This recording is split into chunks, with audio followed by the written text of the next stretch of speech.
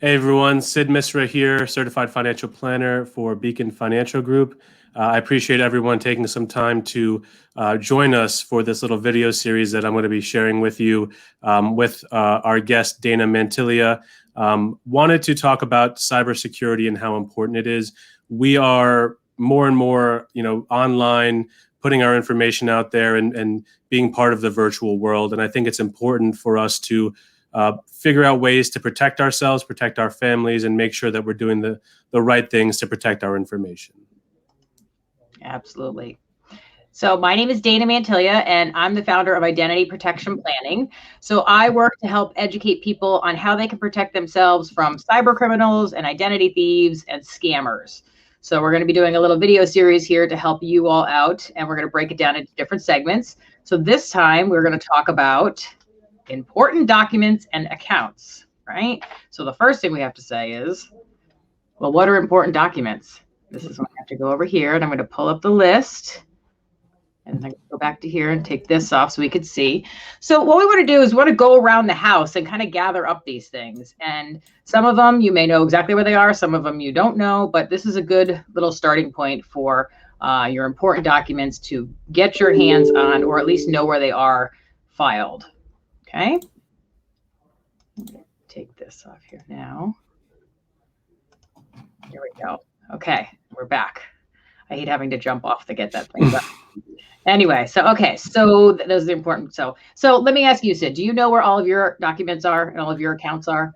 I have a good idea because it's part of my job, but I know I can be a little bit better about that stuff. Okay. I think we could all be a little bit better if we're really going to be honest, right?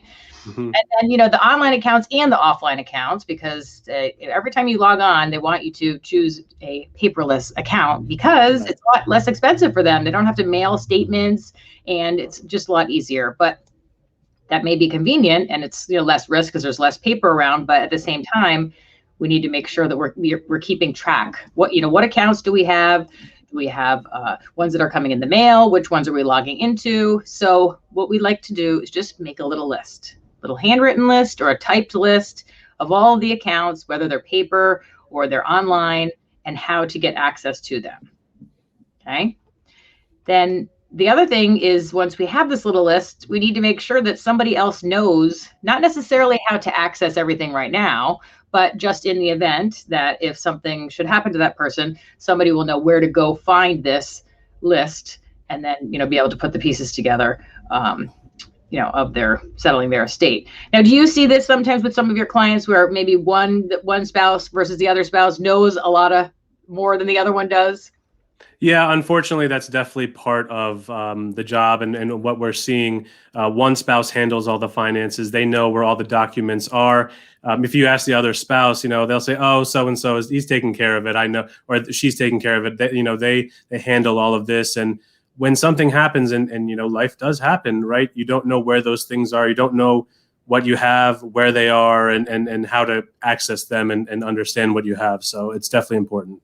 Yes, I definitely big proponent of this, because especially, like I keep going back to the online thing, before someone passed away, you would just, if you didn't know, eventually a statement would be coming in the mail. Right. So if you didn't know about the account, something would be coming in the mail, but that's not where we are living now. So now we want to, before we wrap it up, we just want to touch base on, okay, we've gathered all this stuff, we have our list, now where are we going to put this?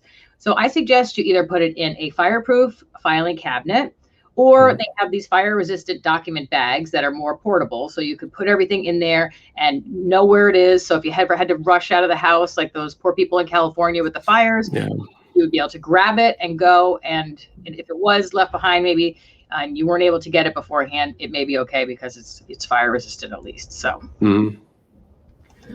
So that's the end of our first little video. Is there anything else you'd like to throw out there about important documents?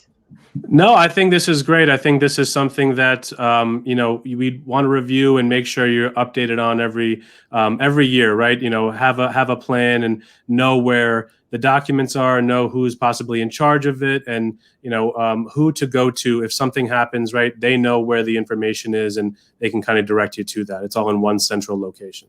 Mm-hmm. Perfect. So what are we going to talk about on our next video? Drum roll. Phone scams. So we're going to talk about who's going to call, who's not going to call, and we'll have some other little tools we'll be able to use to help minimize the number of calls that are coming in. So that's a little thing. So that's it for now. So I'll say goodbye. Sid, you say goodbye. Thank you so much for joining us. Thank you, Dana. Yes, and we'll see you all next time.